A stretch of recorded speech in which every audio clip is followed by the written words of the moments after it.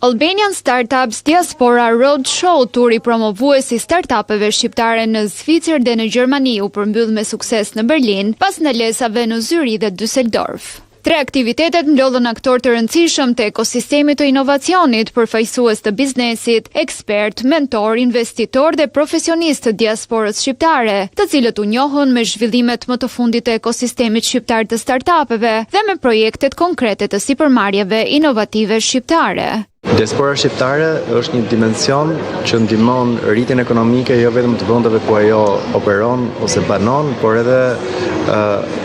në këtë rast ekonominë e Shqipërisë dhe veçanërisht startupet dhe kompanitë inovative që po zhvillohen sot. Diaspora sjell kapital financiar, sjell kapital human, sjell kapital